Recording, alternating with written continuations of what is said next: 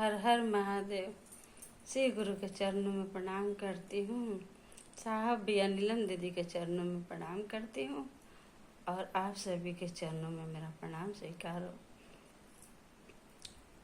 श्री गुरु आदिकाल के गुरु हैं। शिव गुरु को हम लोग को गुरु बनाने के लिए 3 सूत्र मिला है, जिसे हम लोग रोज करते हैं। दया मांगते हैं, चर्चा करते हैं, नमन करते हैं और अपने गुरु से जन जन को जोड़ते हैं। आज चर्चा है संतों की जीवनी पर।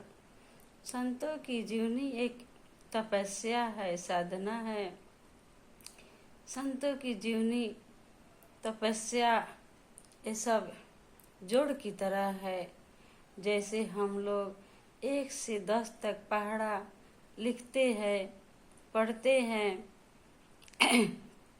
उसी तरह से गुरु लोग ध्यान की क्रिया करते हैं। ध्यान में श्रद्धा, प्रेम, विश्वास, समर्पण, दया, करुणा, ममता की जरूरत होती है और गुरु लोग ध्यान करते हैं।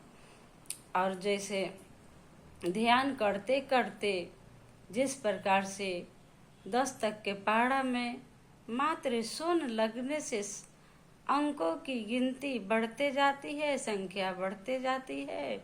जैसे 10 में 0 सुन लगा तो 100 हुआ। इसी तरह से 100 से 200, 500 करते करते 10 लाख महासंघ तक पहुंच जाता है। मात्र शून्य का कमाल है। एक शून्य से ही अंक से गिनती बढ़ते जाती है।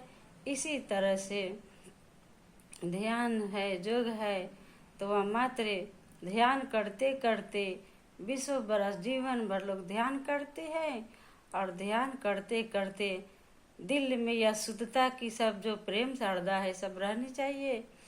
और ध्यान करते करते संत लोग संत बन जाते हैं, महात्मा बन जाते हैं।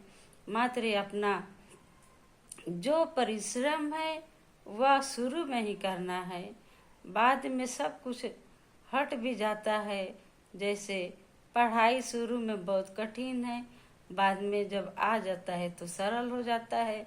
इसी तरह से अभ्यास करते करते संत महात्मा लोग तपस्वी बन जाते हैं।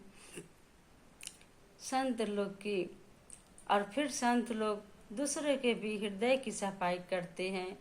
परमात्मा सभी के हृदय में है और गुरु जो है उसका बोध कराते हैं। कैसे कराते हैं?